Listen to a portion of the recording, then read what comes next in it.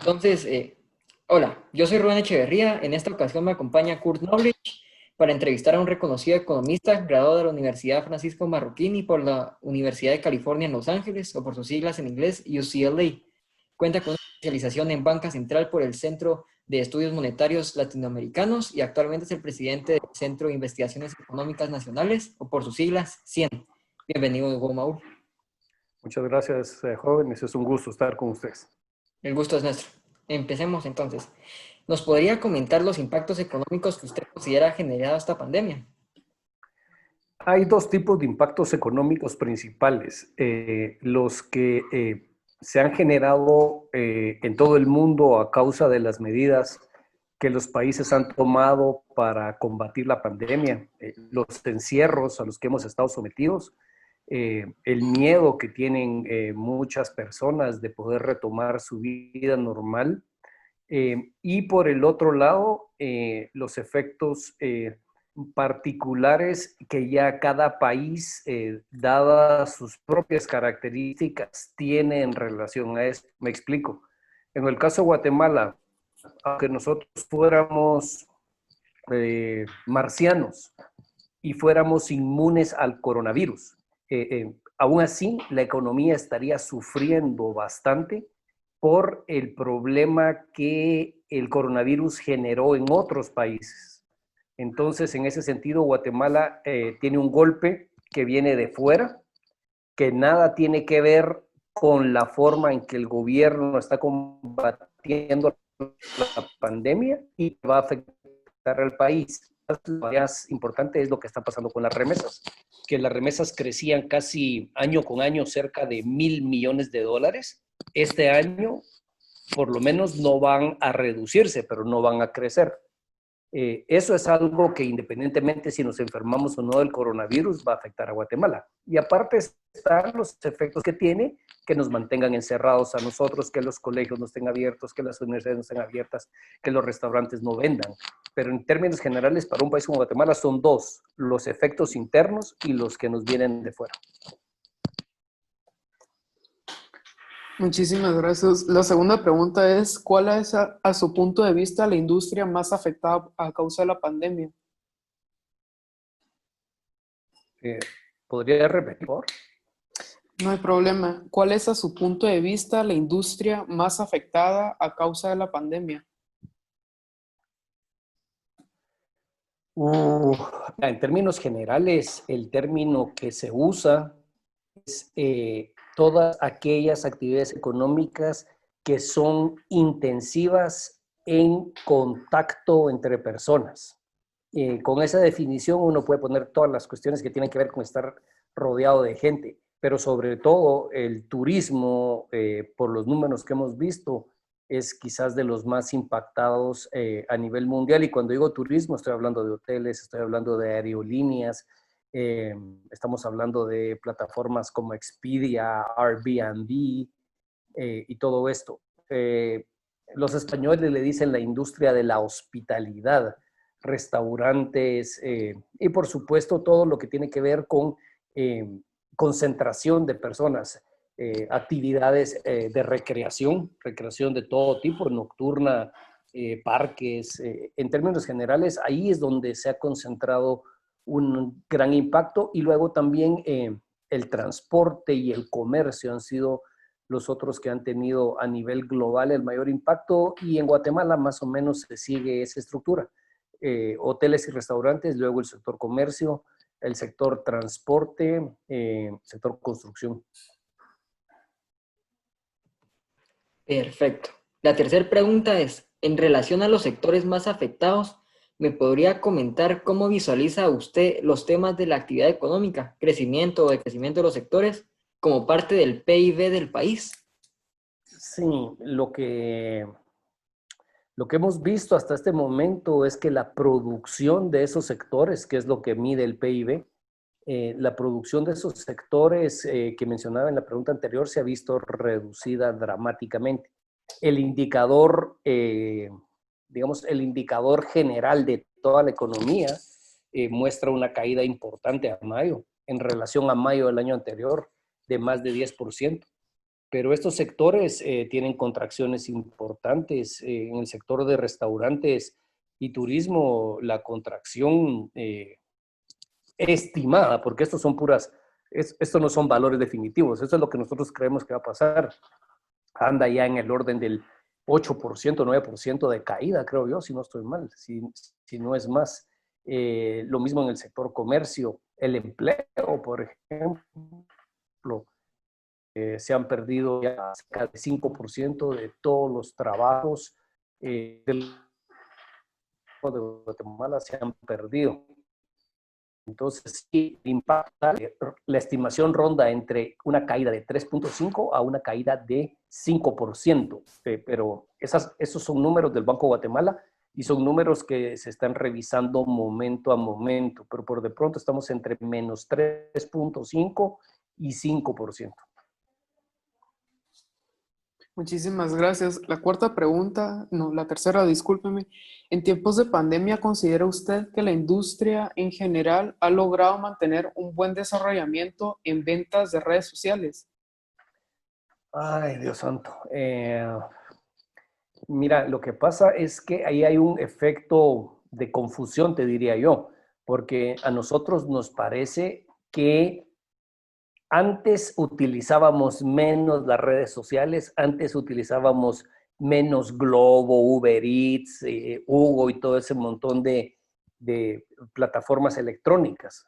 Entonces uno como usuario siente que ahora las usa más, pero cuando ves vos el porcentaje de ventas de los sectores que han salido golpeados y lo que han logrado recuperar a través de las redes sociales, te das cuenta que no es muy grande. Te pongo un ejemplo. Me contaba alguien que, no sé, hace caso una venta de hamburguesas tipo McDonald's, Burger King, Wendy's, cualquiera de esas. Antes de todo esto, más o menos vendía el 5% de todo lo que vendía era en delivery, es decir, motos que salen a repartir y a través del autorrápido. Hoy en día, por más que el autorrápido ahora funcione más rápido, lo atiendan a uno de manera acelerada y por más que querrás multiplicar tus ventas a través de delivery, no va a ser posible que algo que sea 5% se multiplique por 20 para llegar a ser 100%. Y de hecho, cuando uno mira los números de ese sector, se da uno cuenta que han logrado evitar que la caída sea más grande, pero no recuperar lo que han perdido. Entonces, te diría que, como dice el refrán, vamos, de lo perdido lo que encontres, pero no están encontrando en esa vía lo que no pueden, lo que están dejando de obtener por tener cerrados los negocios. Perfecto. La quinta pregunta es, tomando en cuenta las pérdidas que el virus COVID-19 ha generado, ¿cuánto tiempo estima para recuperar lo perdido? Mira, es que aquí hay dos problemas, que esta respuesta se parece a la primera. Depende qué le pase al mundo y depende qué nos pase a nosotros. En el mundo lo que se está hablando es que si hay un rebrote, es decir, si no se logra controlar lo que ya estamos empezando a ver que está pasando en España, en algunos lugares de Alemania también, incluso en Corea, si vuelve a haber otro brote, al mundo le tomaría por lo menos hasta finales de 2022. Aquí en Guatemala ni siquiera hemos salido del primero, como para hablar del segundo. Entonces, ahí donde se complica la respuesta es cómo vamos a hacer nosotros para salir de este y cómo va a hacer el mundo para salir del otro. Pero yo te diría que sin lugar, digamos, en el mejor de los casos nos tomaría hasta diciembre de 2021, el mejor. En el caso más pesimista, te diría que nos llevaríamos probablemente todo el 2022 y parte del 2023.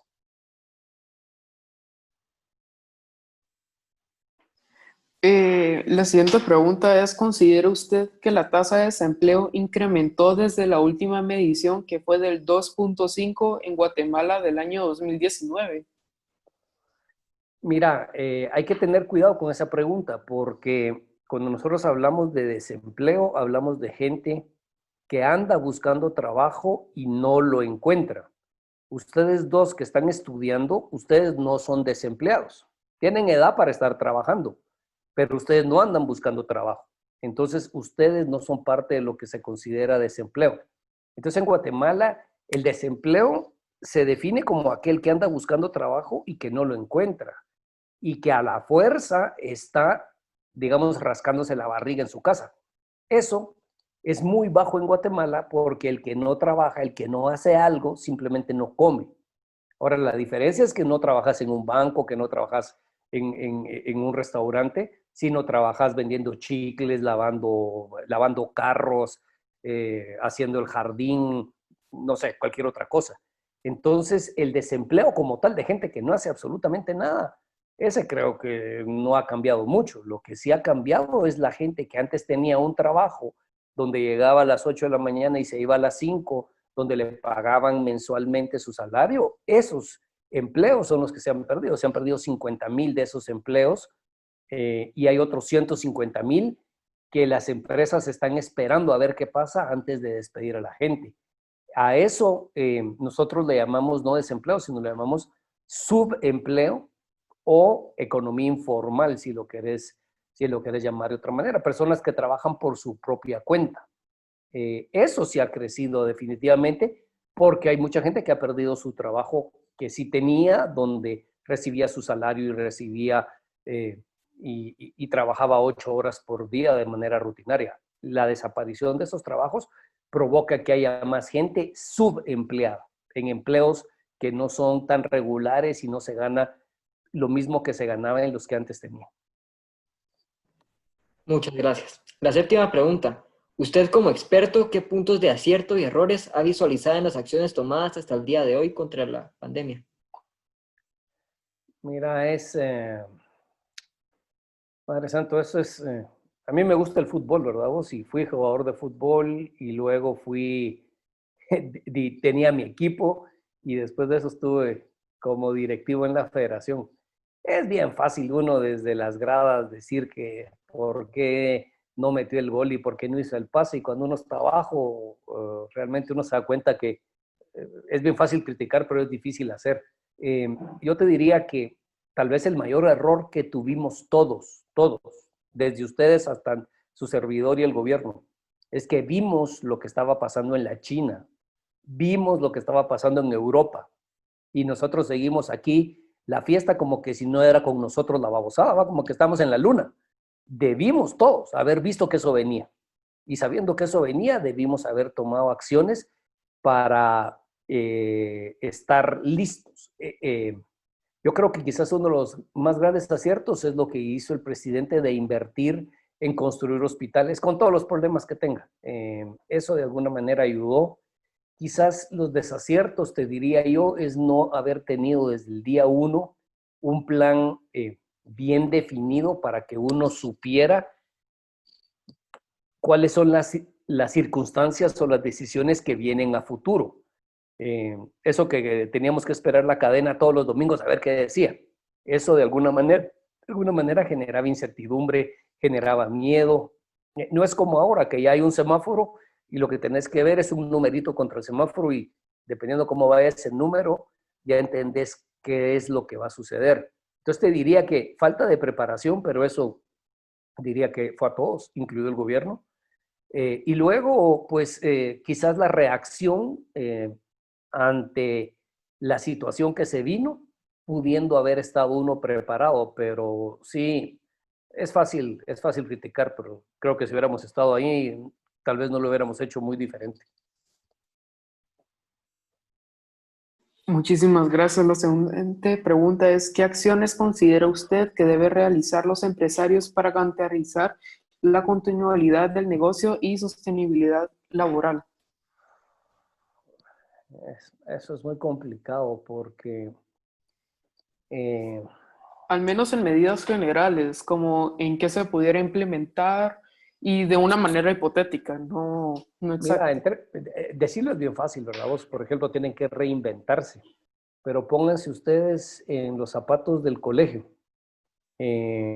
Salvo que como sociedad no nos importe que ustedes se contagien, ¿verdad? Ustedes, chavos, se contagien. La pura verdad es que ese negocio, los colegios, para que sean negocio, necesitan que en cada salón hayan 20, 25 muchachos como ustedes. Si de repente, por distanciamiento social, vos solamente podés tener 10, entonces ya no necesitas un maestro, sino necesitas 2.5 maestros. Y eso sube los costos y eso hace inviable, hace imposible o dificulta mucho el negocio. Entonces yo te diría reinventarse, pero para reinventarse hay algunos negocios que tal vez van a poder reinventarse más fácilmente y habrán otros negocios que les cueste muchísimo. Digamos, con la normativa que tenemos hoy, los restaurantes pueden abrir. Mi cuate tiene un restaurante que tiene 20 mesas. Hoy podría abrir con 5. Y lo que me dice aquel, con 5 no me salen negocios, porque yo tengo que tener igual en la cocina a los 3 muchachos, tengo que tener al cajero, no me sale, con 5 no me sale. Entonces, en términos hipotéticos, como vos decías, Kurt, pues sí, reinventarse. En términos reales, el problema es que los negocios, para hacer negocios, necesitan un tamaño mínimo. Y ese tamaño mínimo no sale si no podés tener una determinada cantidad. Entonces, yo te diría que tal vez una cosa que sí pudieran hacer es trabajadores y empleadores, los dueños de los negocios y los trabajadores, poder platicar y encontrar formas en las cuales logren ponerse de acuerdo para poder adaptarse a la nueva situación, ¿verdad? Si mi trabajo antes era, qué sé yo, ser el de la caja, bueno, pues ahora también te toca, cuando no estés cobrando, tener que salir y darle la bienvenida a los clientes y llevarles el menú y servirles el café, ¿verdad? Aunque no haya sido tu trabajo. Ahí es donde veo yo posibilidad de que mediante acuerdos libres entre las dos partes pudieran encontrar formas de ayudarse las dos partes. Perfecto. La siguiente pregunta es, ¿cómo el COVID ha afectado a la importación? Pucha, eso nunca me lo habían hecho. Las importaciones han tenido un impacto durante el COVID, pero el mayor impacto que tienen es porque nosotros, los guatemaltecos, o estamos muy temerosos o preferimos no gastar en cosas innecesarias y gastar nuestro dinero básicamente en comida, medicinas, casa, colegio, lo más importante. Entonces sí hemos visto una reducción de importaciones de cosas que no son primordiales, ¿verdad vos? Qué sé yo, carros de lujo, no sé, todo lo que la Mara compra en Amazon que no se necesita. Eso está. Pero eso está sufriendo porque la gente no quiere gastar su pisto uno y porque hay otros que no tienen dinero para gastar. Entonces, con esas dos hay un impacto importante. Y el otro impacto importante es en la importación de combustibles. Como el país ha estado cerrado, no hemos estado comprando gasolina, ni diésel, ni nada de eso. Entonces, sí ha habido una contracción de las importaciones, pero es provocada porque la gente tiene menos ingreso o porque la gente no quiere gastar su pisto en cosas que no son necesarias. Entonces, las importaciones que se mantienen son sobre todo las importaciones de alimentos y medicinas. Muchísimas gracias. La siguiente pregunta es, ¿cómo se ve afectado el Producto Interno Bruto por la pandemia? Sí, mira, cuando hablamos de Producto Interno Bruto, es bueno separarlo en todos sus componentes. El principal componente del Producto Interno Bruto en Guatemala es el consumo que hacen los hogares. El consumo de los hogares, o sea, lo que ustedes consumen en sus casas. Ese rubro, esa variable, es como el 87% de todo lo que Guatemala produce se va para el consumo de los hogares. Ahí, en la medida que los hogares no tienen ingresos o en la medida que los hogares tienen temor y están ahorrando, ahí es donde estamos viendo una de las caídas más importantes. La otra parte importante del PIB es la inversión. Inversión es todo lo que se gasta construyendo nuevas capacidades productivas. Cuando construís qué sé yo, un puente, una escuela, cuando en tu casa tu papá viene y hace un nuevo cuarto o compran un carro, todo eso es inversión. Esa variable sí se vino a pique porque claramente ante el miedo que hay al futuro y ante la falta de información del futuro, mucha gente no quiere gastar en esa particular cuestión. Y los otros componentes son lo que el gobierno consume, eso se mantiene, eso no ha cambiado, eso está igual que antes. Y las exportaciones, que las exportaciones más o menos por ahí van, no han sufrido tanto. Entonces, yo creo que el principal impacto es sobre el consumo de los hogares y sobre las inversiones de las empresas. Perfecto. Esa sería la entrevista. Te agradecemos mucho por tu tiempo y gracias por todos tus puntos de vista.